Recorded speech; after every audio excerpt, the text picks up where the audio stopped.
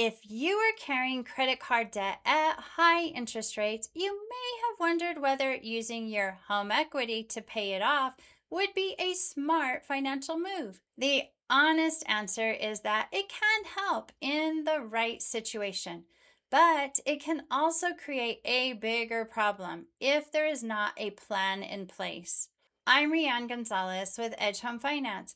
I have been in the mortgage industry for over 30 years, helping homeowners throughout Texas and southern New Mexico understand their mortgage options. Okay, so now let's get into it.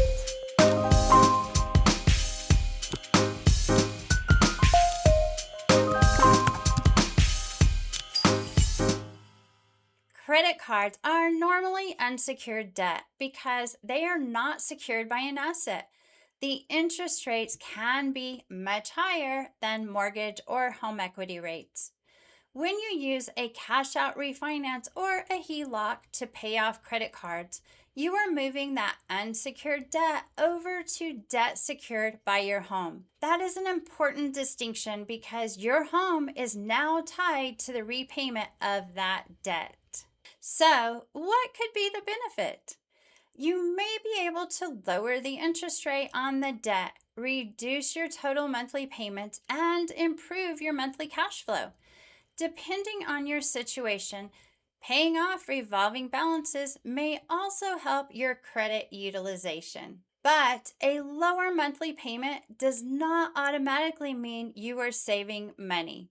You also have to consider the interest rate and repayment term, closing costs or lender fees, whether the payment is fixed or variable, how long it will take to repay the debt, and the total interest paid over the life of the new loan, whether refinancing would replace a low-rate first mortgage. For example, a HELOC may allow you to keep your current first mortgage, but it may have a variable interest rate and a payment that can change. A cash out refinance replaces your existing mortgage with the new first mortgage.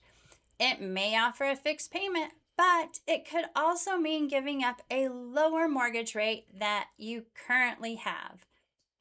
The biggest risk is paying off the credit cards and then charging them back up. If that happens, you could end up with a higher mortgage balance plus new credit card debt.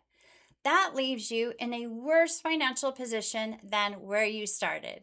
This strategy generally works best when it is paired with a realistic household budget, disciplined spending, and a plan to keep the credit card balances from returning. Before making a decision, we should compare the complete picture: your current mortgage balance and interest rate, your estimated home value and available equity, your credit card balances, rates, and payments, the proposed refinance or HELOC costs, your current monthly cash flow, the short-term and long-term cost of each option. This is not the right strategy for every homeowner. The goal should not be to move debt around just to create temporary relief. The goal should be to determine whether there is a responsible plan that improves your overall financial position.